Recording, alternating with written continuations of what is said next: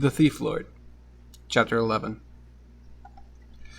Victor sat in St. Mark's Square, surrounded by hundreds of tables and thousands of chairs, and drank his third espresso, black with 3 cubes of sugar. Difficult to stir in the tiny cup, and so expensive that he'd rather not think about it. For more than an hour, he had been sitting on the cold, hard chair, scrutinizing the faces of people passing by his table. Victor was not wearing the mustache that he had worn when Prosper had stumbled into him. This time, he had refrained from wearing any fake whiskers at all. On his nose sat a thick pair of glasses with plain lenses that made him look slightly dim-witted and completely harmless. He looked down at himself and felt very satisfied. Perfect, he thought. The perfect looked. Victor, the tourist. A baseball cap and a big camera hanging in front of his chest. This was one of his favorite disguises. As a tourist, he can take as many pictures as he liked without anyone thinking of anything of it.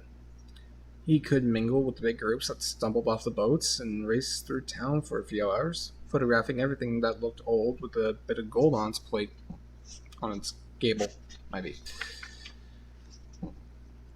Now this is how I like my work, Victor thought as he blinked into the low sun, while he stirred his coffee with a spoon that was far too small for his fingers. A large crowd of people started to swarm into the square. He eyed them patiently, one by one.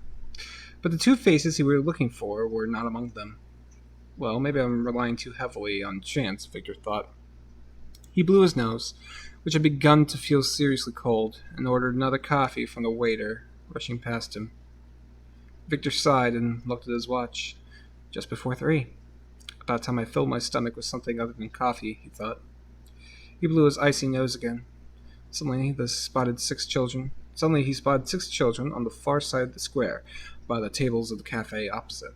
Victor noticed them because they were obviously in quite a hurry, and because one of the boys, clearly their leader, wore a mask that made him look like a bird of prey. They were walking toward the Basilica. Basilica? I can't Italian, I'm sorry. There was also a girl and a little boy, but he wasn't blonde. Victor picked up his newspaper and watched the children from behind it. The scrawny one with spiky hair, the one who walked right behind the leader, looked familiar. But before Victor could take a closer look, the 6 children disappeared, swallowed by a big group of Canadian tourists with bright red backpacks. You could have filled a whole Vaporetto with these people. Out of the way, you backpackers, Victor grumbled to himself as he tried to crane his short neck. There they were again. 4 boys and a girl, not counting their masked leader. And there was a skinny fellow who had seemed so familiar. Darn, the hedgehog hairdo. Of course! Victor got up. He had already paid for his 4 coffees. A detective always pays right away, in case he loses a suspect due to a busy waiter. Victor sauntered toward the Basilica. There we go. Basilica. There we go. Sauntered toward the Basilica and picked another table near to the children, keeping a close eye on them at all time. Yes, that's him, Victor thought as he adjusted his fake glasses. That's the boy who was with Prosper. And that one. Turn around, Victor muttered, keeping the lens of his camera on the dark-haired boy who had now fallen behind a little. How protective he was, his arm around the little boy's shoulders. Yes, that just had to be Prosper. Look over here, Victor hissed. Please, look here, Prosper. The lady at the table to his right turned around and eyed him suspiciously. Victor gave her a coy smile. Why couldn't he stop talking to himself all the time? There. Finally. The dark-haired boy looked around. Darn it, it's him! Victor drummed the table triumphantly. Prosper, the fortunate one. Well, my dear boy, your good fortune is about to desert you. And Victor's going to have it instead. You cut your hair. I'm sorry, but Victor Getz is not fooled that easily. And what about the little one? The one with your brotherly arm around his shoulder? His hair is so black. He might have fallen into a barrel of ink.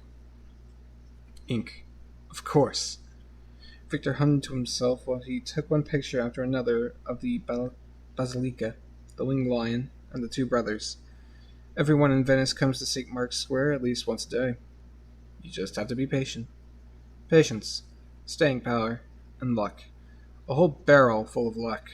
And of course, pair of very sharp eyes. Not much longer, and Victor would have started to purr like a satisfied tomcat.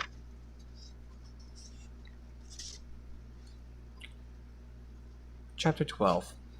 Meeting in the confessional. Move along, Bo, Prosper urged. It's nearly 3 o'clock. But Bo was standing in front of the massive portal of the Basilica, looking up at the horses. Whenever he came to St. Mark's Square, he stopped and tipped his head to stare back up at them. 4 horses, massive, golden horses, stood frozen there, stomping and neighing. Every time Bo wondered again why they hadn't jumped down yet. They looked so alive. Bo! Impatiently, Prosper dragged him along through the throngs of people, waiting eagerly at the entrance to the huge church to see the gilded walls and ceilings. They're angry, said Bo, looking back. Who are? The golden horses. Angry? Prosper frowned as he dragged him along. About what? Because someone stole them and carried them off here, Bo whispered. Hornet told me. He held on tight to Prosper's hand, so he wouldn't lose his big brother in the crowd as they circled the Basilica. Back in the narrow alleys, he wasn't unusually afraid, but it was different here on the wide open square. Bo called it the Lion Square. He knew that it had a proper name, really, but he called it that anyway. During the day, every cobblestone here belonged to the pigeons and the tourists. But at night, when the pigeons slept on the roofs and people lay in their hotel beds, the square belonged to the horses and the winged lion that stood among the stars. Bo was certain about that. It is 1,000, or even 100 years ago, that they brought them here, Bo said. Who? Prosper pushed his brother past the bride and groom, who were having their picture taken in front of the Basilica. The horses! Bo turned around again, but he couldn't see them anymore. Scipio and the others were already standing by the Latin fountain at the side entrance of the Basilica, waiting for them. Scipio had taken off his mask and was fiddling with it anxiously. At last, Scipio said, when Bo sat down next to him on the edge of the fountain. Were you looking at the horses again? Embarrassed, Bo stared at his feet. Hornet had bought him a new pair of shoes. They were quite big, but they were really nice and warm. Listen. Scipio waved the others toward him and lowered his voice, as if he was afraid that one of the bystanders could overhear what he was about to say. I don't want to turn up at this meeting with my whole entourage. So this is how we're going to do it.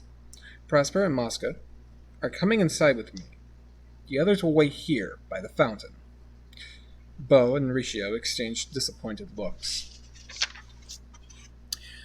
But I don't want to wait here. Bo's bottom lip began to tremble dangerously. Hornet stroked his hair comfortingly, but Bo pulled his head away. Bo's right, Riccio called out. Why can't we all go? Why only Prosper and Mosca? Hornet answered before Scipio could say anything. Because we 3 are not good enough to be in the Thief Lord's crew. Bo is too small, and you look hardly any older than 8, and I'm a girl, which simply isn't good enough. Now, we 3 would make you look foolish, wouldn't we, oh Thief Lord? Scipio pressed his lips together. Without another word, he stalked off down the steps leading away from the fountain. Come. Thank you, Stella.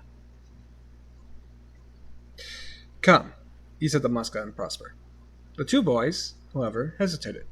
Only when Hornet said, Oh, go on, they followed him. Riccio just stood there, trying to swallow tears of disappointment as he stared after the others. But Bo started sobbing so violently that Prosper came running back to him in spite of Scipio's angry glare. But you don't even like the Basilica, he whispered to Bo. It's scary in there, so don't be silly. You stay here at the fountain and look after Hornet, and don't move. Again, thank you, Stella. But that's boring, Bo gulped, stroking the paw of one of the fountain's lions. Come on now, Prosper, Scipio yelled angrily from the side entrance. See you later, Prosper said, and he followed Mosca and the Thief Lord into the big church. When Prosper first took him there, Bo had called the Basilica the Golden Cave. The gilded mosaics of angels, kings, and saints, which decorate the walls and ceilings, only shined at certain times when the sunlight fell through the church windows. Right now, everything was dark. The three boys moved hesitantly down the wide center aisle, their steps ringing out on the flagstone floor. The golden domes that arched above their heads kept their splendor hidden in the gloom, and in between the tall marble pillars that supported them, the boys felt as small as insects. Instinctively, they moved closer together. "Where are the confessionals?" Moscow whispered, looking uneasily around him. "I haven't been in here very often. I don't like churches. They're creepy." "I know where they are," Sepia replied. He pushed a mask back onto his face and led the way as purposefully as one of the Basilica's tourist guides. The confessionals were tucked away in one of the side aisles. The first one on the left looked no different from the others. It was a tall box made from black wood, draped with dark red curtains and with a door in the middle, which the priest used for slipping into the tiny space behind. Inside, he would sit down on a narrow bench, put his ear to a small window, and listen to all who wanted to tell them their sins and clear their conscience. Of course, there was also a curtain on the side of the confessional to protect the sinners from curious eyes. Scipio now pushed this curtain aside, adjusting his mask one last time and clearing his throat nervously. The thief lord tried very hard to pretend that he was coolness itself, but Prosper and Mosca, as they followed him behind the curtain, sensed that his heart was beating just as fast as theirs. Scipio hesitated as his eye fell on the low bench half hidden in the darkness, but then he kneeled down on it. The small window was now level with his eyes, and he could be seen by whoever sat on the other side. Prosper and Mosca stood behind him like bodyguards. Scipio just knelt there, waiting. My apologies. Again, my brother's here, and he tends to make a lot of noise. Probably not a good idea for a reading stream, but whatever. Prosper and Mosca stood behind him like bodyguards. Scipio just knelt there, waiting. "Perhaps he's not here yet. Should we have a look?" Mosca whispered cautiously. But just then somebody pulled back the curtain of the small window. Two eyes, round and bright, seemingly with no pupils, gleamed through the darkness of the confessional. Prosper shuddered, and only after another look did he realize that they were glasses reflecting on the sparse light. "Mostly heard the doggos, barely hear brother." Oh. Well, I don't know what to do about them. I'm sorry. I can try to move the mic closer to me. Alright. Hopefully my voice will drown out any excess noise. One shouldn't wear a mask in the church, any more than a hat. The uneven voice sounded like a very old man. One also shouldn't talk about a theft in a confessional, Scipio answered. And that's what we're here for, isn't it? Prosper thought he could hear a small laugh. "So you really are the thief lord," the stranger said quietly. "We'll keep your mask on if you don't want to show your face, but I can still see that you're very young." Scipio knelt bolt upright. "Indeed, and you are very old, judging by your voice. Does age matter in this transaction?" Prosper and Mosca exchanged a quick glance. Scipio might have had the body of a child, but he could express himself like an adult, with a confidence that they couldn't help admiring. "None the least," the old man answered. "You must forgive my surprise at your age. I must admit that when Barbarossa told me about the thief lord, I did not imagine a boy of, say, 12 or 13 years of age. But I do agree, age is of no consequence in this case. I myself had to work like an adult from the age of 8, although I was small and weak. Nobody cared about that. In my line of business, a small body may be an advantage, Conte," Scipio replied, "if that is how I should address you." "You may. Yes." The man in the confessional cleared his throat. "As Barbarossa has told you, I'm looking for someone who can retrieve something for me. Something I've been trying to find for many years." and which I have now finally discovered. Sadly, the item is at the moment in the possession of a stranger. The old man cleared his throat again. His glasses now moved so close to the window that Prosper thought he could just about see the outline of a face. Since you call yourself Thief Lord, I assume you have already entered some of the noble houses of the city without ever being caught. Am I right? Of course, Scipio surreptitiously rubbed his aching knees. And I have never been caught. And I have been nearly every noble house from the inside. And I have seen nearly every noble house from the inside, and without ever being invited. Is that so? Strong fingers covered the liver spots adjusted the glasses. Covered with liver spots. Oh, God. I'm just going to try that again. I'm going to try Scipio's response again. Of course, Scipio surreptitiously rubbed his aching knees. I've never been caught, and I have seen nearly every noble house from the inside, and without ever being invited. Is that so?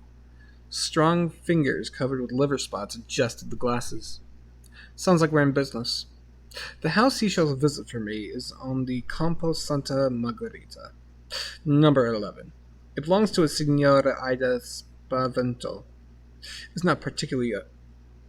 not a particularly magnificent house, but it does have a small garden, which, as you well know, is a treasure in itself in the city. I'll leave behind in this confessional an envelope containing all the information you need to carry out this job.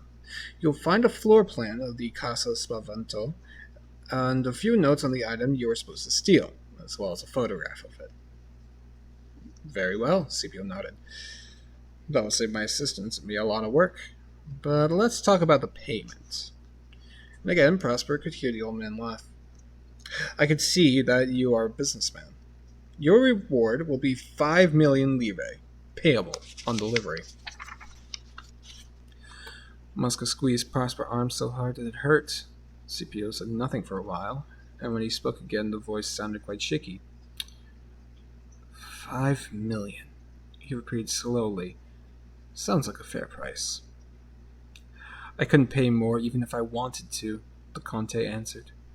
You will see that what you are supposed to steal is of value only to me, since it is made of neither gold or silver, but of wood. So, do we have a deal? Scipio inhaled sharply. Yes, he said. We have a deal. When should we deliver the item? Oh, as quickly as your skills permit. I am an old man, and I would like to achieve the goal of my lifelong quest. I have no wish left in this life, except to hold in my hands what you are to steal from me. Longing rang through his voice. What could the item be? Prosper thought. What could be so wonderful as to cause such mad desire? It was still only an object. It wasn't alive. What could be worth such a fortune? Scipio stared thoughtfully into the dark window. How will I report to you that I have been successful? He asked. Barbarossa told us you're difficult to reach. That is true. Out of the darkness came a quiet coughing. But you will find everything you need in this confessional after I have left. Once I have closed this curtain, you will count to 50, and then you may retrieve what I have left behind for you. I also like to keep my secrets, and I do not have a mask to aid me. Send me news of your success, and you will receive my answer the next day at Barbarossa's. I will then tell you when you can exchange the item for your reward. I'd better tell you now where you will carry out the bargain. Barbarossa is a little too fond of opening other people's letters, and I would prefer to conduct this transaction without his interference. So remember this well.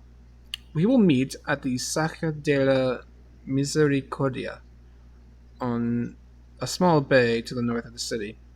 You can find a Sacra on any street map of Venice, should it not be familiar to you. I wish you luck, Thief Lord. My heart has been longing so passionately for what you shall steal from me that I has grown quite weary. The Conte quickly pulled the curtain shut. Scipio got up and listened. A party of tourists shuffled past the confessional while their guide described the mosaics above their heads in a muted voice. 48, 49, 50. Mosca said as soon as the tourists had moved on and the voice of the guide had faded away. Scipio glanced at him, amused. "Well, you're certainly quick at counting," he said, and he pushed the curtain aside. Carefully, one after another, they stepped into the open. "You have a look, Prosper," Scipio whispered, while he and Mosca shielded the confessional from view. Prosper carefully opened the door meant only for priests and stepped inside. On the small bench underneath the window, he found a sealed envelope and a basket with a woven lid. When Prosper lifted the basket, he heard rustling inside. He nearly dropped it again in surprise. Scipio and Mosca looked amazed when he emerged from the confessional with his find. "A basket? What's inside?" Mosca whispered suspiciously. "Whatever it is, it moves." Prosper carefully lifted the lid, but Mosca hurriedly pushed it back down. "Wait," he hissed. "It moves? Maybe it's a snake." "A snake?" Scipio teased. "Why would the Conte give us a snake? You get these strange ideas from all those stories Horn reads you." He put his ear to the basket. "Yes, there's something rustling, but I could also hear pecking sounds," he muttered. "Ever heard of a pecking snake?" Scipio frowned and opened the lid just enough to peer inside. "Well," he said, and quickly closed the lid again. "It's a pigeon." Chapter 13. Pumping for Information. "What are they doing in the Basilica?" Victor thought as he watched Prosper and Mosca vanish with Scipio through the side entrance. It seemed highly unlikely that the three boys just wanted to look at the mosaics. "I hope they're not going to pick the tourists' pockets," he thought, "or I'll have to hand Prosper over to the police. Not that Esther Hartlieb could care less. As far as she's concerned, it would just go on to show that she'd always been right about her sister's oldest son. But if the little one was also caught thieving, that would probably be quite a blow to her." The little one. Over his newspaper, Victor carefully peered toward the fountain line. The fountain line. Oh, God. Yep, forget the mountain line, you get the fountain line.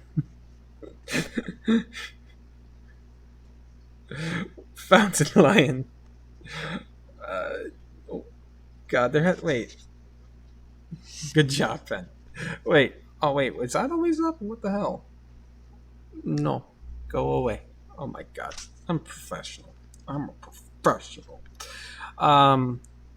No, it's like it's 2 out of the 4 elements, but everything changed when the fire lions attacked.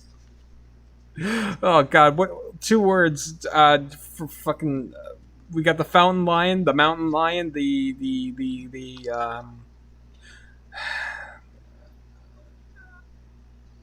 what's another word that ends with ountain, or rhymes with mountain or fountain? That's like fire.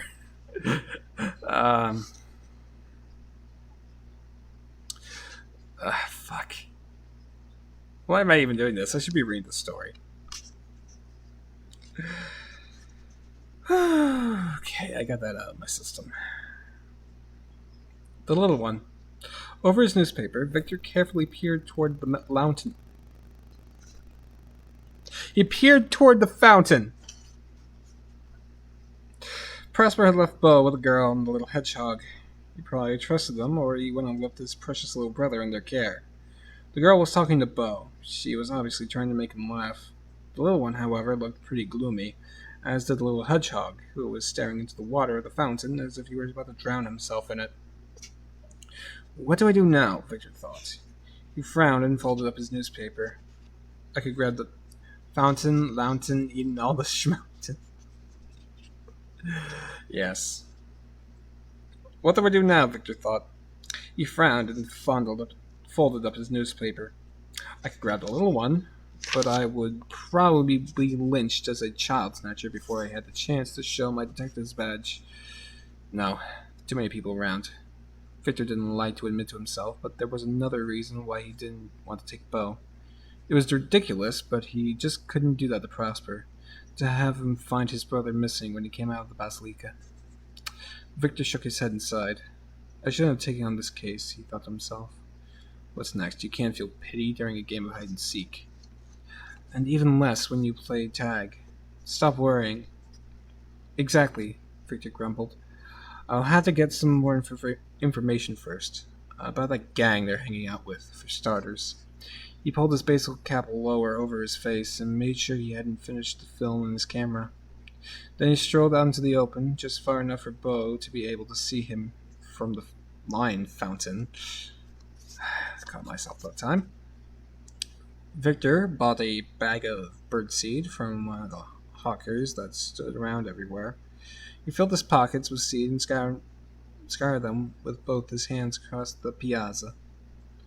Put, he cooed, putting on his most harmless smile. Come here, you winged rats, and don't you dare poop on my sleeves. And they came. A whole flock of pigeons rose, and a cloud of gray feathers and yellow beaks floated toward Victor and settled on his shoulders, arms, and even on his head, where they pecked inquisitively at his cap. Words! This wasn't pleasant at all. Victor had to admit that he was afraid of anything that flapped with a sharp beak. But how else would he attract the attention of the little boy? So Victor smiled and cooed and put-putted, and watched the children by the fountain. The hedgehog was now sitting quite a ways from the others, staring at the crowd with a face like thunder. The girl had her hand in a book, and Bo was bored. Look over here, boy, Victor whispered, while pigeons tripped all over his head. Go on now, look at this silly man who's playing scarecrow just for you. Bo pulled at his dyed hair, rubbed his nose, yawned, then suddenly he discovered Victor. Victor, the pigeon roost. He cast a quick glance at the girl and checked that she was absorbed in her book, and then he slipped out the fountain. At last, Victor sighed with relief and filled his hands with more seed. Bo strolled hesitantly toward him. He kept looking back towards the others as he pushed his way past 3 screaming girls who were trying to remove a couple of pigeons from their hair. Then he stood in front of Victor with his head cocked to one side. When the pigeon on Victor's head leaned forward and pecked at the glass of his fake glasses, Bo giggled. Buongiorno, Victor said, chasing the cheeky bird from his head. Another pigeon immediately settled down on it. Bo screwed his eyes together and tilted his head the other way. Does that hurt? What? Those claws, of course. And when they peck at your glasses. The little boy's Italian sounded nearly as good as Victor's, maybe even better. Victor shrugged, and the pigeons fluttered into the air, only to settle down again immediately. Ah, he replied, it's not so bad, and I like it when they fly around me. What a big fat lie. But then Victor had always been good at lying, even when he was little. You know, Victor said while Bo watched him intently, when the birds flutter around me, I always imagine that I might take off at any moment and soar right up into those golden horses there. Oh man, that's bringing me flashbacks of Pigeon Man. You can't get me with your dying allegory. Bo turned around and looked at the stamping hooves above the entrance to the Basilica. Yes, they're awesome.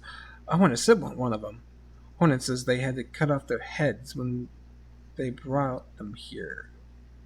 Wait, what? Hornet says they had to cut off their heads when yeah, that's what it says. Hornet says they had to cut off their heads when they brought them here. I mean, when they stole them. And when they stuck them back on the wrong... And then they stuck them back the wrong way around. Really? Victor had to sneeze because one of the feathers had flown up his nose. They look alright to me. But those are copies anyway. The real ones have been in the museum for a while now, so that the salty air doesn't eat them up. Do you like pigeons? Not really, Bo answered. They flop around too much, and my brother says you can get worms from touching them. He giggled. Now one of them has pooed on your shoulder. Vermin. Victor threw his arms in the air so that all the pigeons scattered. Your brother says that. He seems to take care of you very well. Yes, sometimes he looks after me a bit too much. Bo looked up at the circling pigeons. Then he glanced back toward the lion fountain, where the girl was still reading her book, and the hedgehog was stirring the filthy water with his hands. Satisfied that he hadn't been missed, he looked back at Victor. Can I have some of those seeds? Sure. Victor put his hand in his pocket and poured some of the seeds into the little hand. Carefully, Bo stretched out his arm, and when a pigeon settled down immediately, he started to laugh and looked so happy for a moment Victor forgot why he was standing there with birdseed in his hands. And then a whiff of hairspray from a young sour-faced woman pushing by reminded him of his job to be done. "What's your name?" Victor asked, picking a gray feather from his jacket. Maybe I'm wrong about them, he thought. Children's faces all look alike anyway. Peas in the pod. Perhaps the ink-black hair is his real color. Perhaps the little boy genuinely came here with some of his friends and will go back home tonight to his mother. This Italian was really good. Me? Bo. What's yours? Bo giggled again as the pigeon hobbled up his arm. Victor, Victor answered. Immediately he could have slapped himself. Why, by all the devils and demons, did he tell the little one his real name? Had the pigeons pecked his last bit of sense away?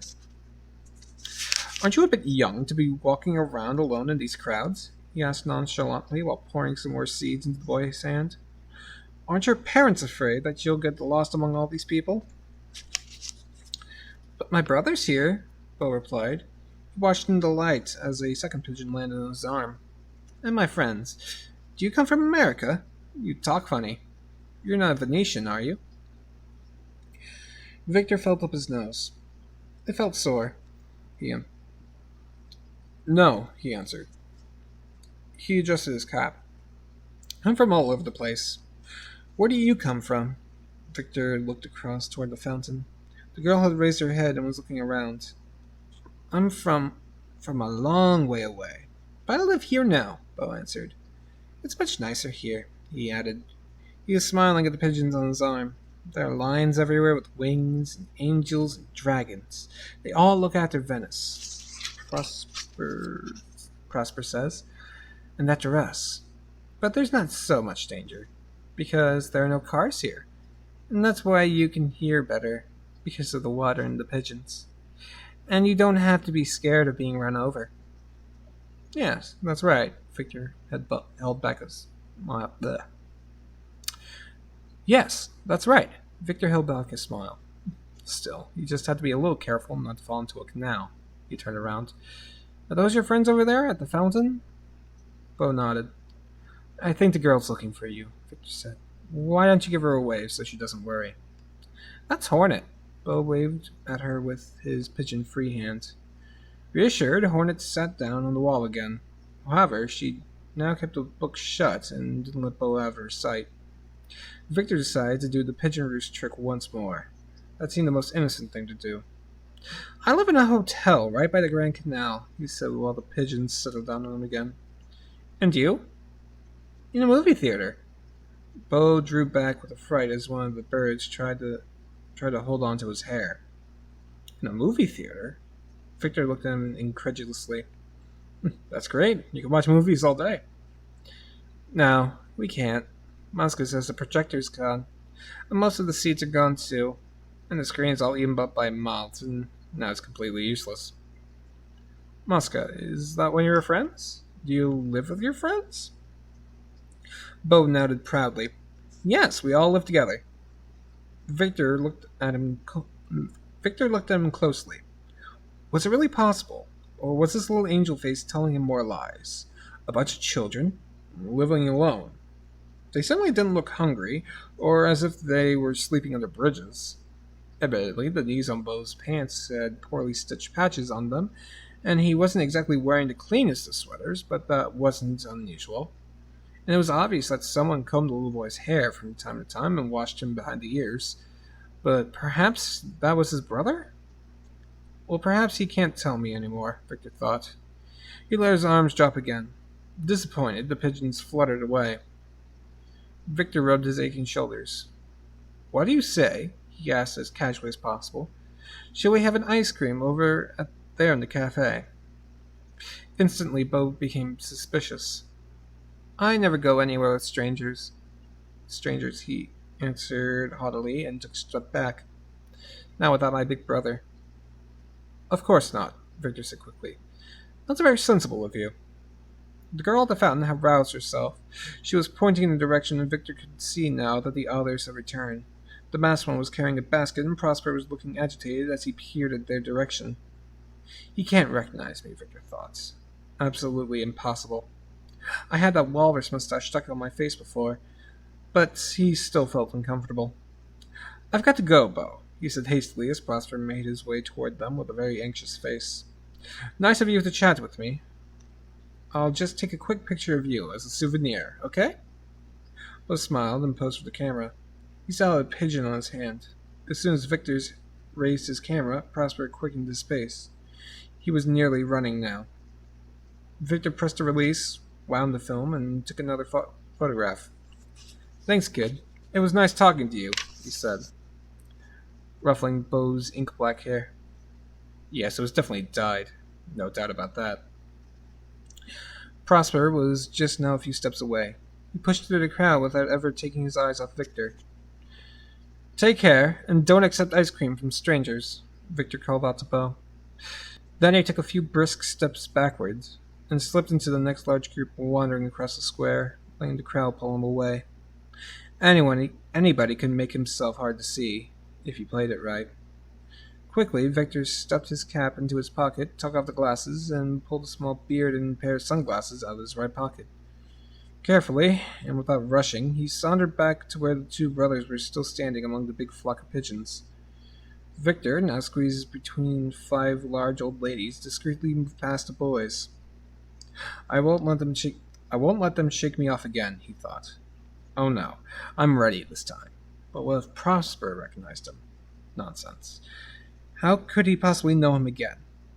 He'd have to be a child genius to see through a Getz disguise.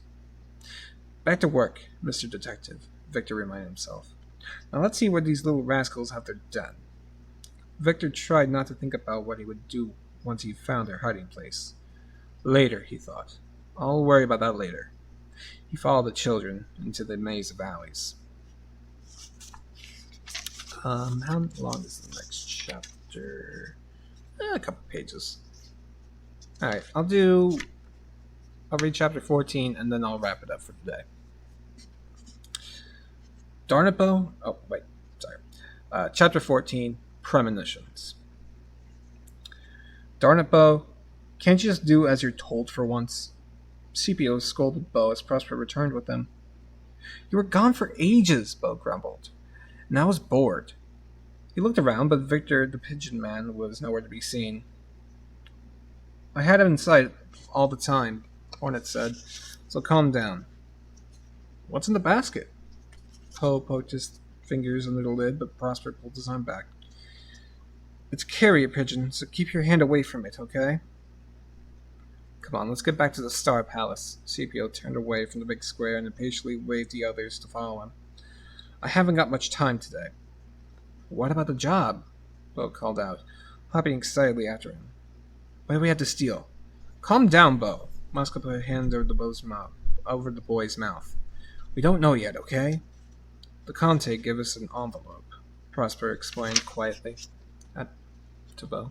But Scipio wants to open it only when we've reached the hideout. And Scipio's the boss, Riccio grumbled. His face was all gloomy, his hands dug deep into his pockets as he walked alongside the others, appearing far more interested in the pavement than his business with the Conte. And who was the Conte? Hornet pulled Scipio's ponytail. She knew how much he hated that. Tell us about it, since we weren't allowed to come with you. What did he look like? Was he spooky? Moscow laughed. Spooky? No idea. We never saw him, or did you see his face, Leaf Lloyd? Scipio shook his head. Prosper was walking right behind him, Bo's hand firmly in his, but he kept looking over his shoulder. Thief Lord. Prosper's voice choked with nervousness. You'll probably think I'm crazy, but... He looked around once more. The man in the square, the one who talked to Bo. Yes? Scipio turned around. What about him? He looked like a tourist to me. I know, but... On the way to the Basilica, perhaps Hornet told you about the detective who followed Riccio and me? Scipio frowned. Yes. The man just there. Prosper desperately searched for words while Scipio just stared at him. I think it was him. He really did look like a tourist. But when he walked away, I... Bo interrupted his brother. What detective? Prosper gave him a wretched look. They came to a bridge, and Scipio coolly scrutinized the people pushing up the stairs behind him. You don't need to look as if it's the most stupid thing you've ever heard, Riccio said. Victor the Snoop likes to dress up. Perhaps it really was him. And the pigeon man was called Victor. Bo interrupted him. He leaned over the balustrade. What? Prosper swung Bo toward him. What did you just say, Bo? A few gondolas swayed on the water. The gondoliers waited for customers at the foot of the bridge. Bo watched with fascination as they tried to entice the passerby. I said the pigeon man's name was Victor, Bo repeated without taking his eyes off the gondoliere. Then he tore away from Prosper and jumped down the steps to watch a gondolier push his boat off its mooring. Prosper stayed on the bridge. He stood there as if rooted to the spot. Victor the Snoop, Riccio breathed. He stood on tiptoes and peered into the crowds moving toward the bridge. Prosper, meanwhile, turned around and ran after Bo. He pulled him away from the gondola so violently the Bo nearly fell over. Then he vanished with him into the next alley.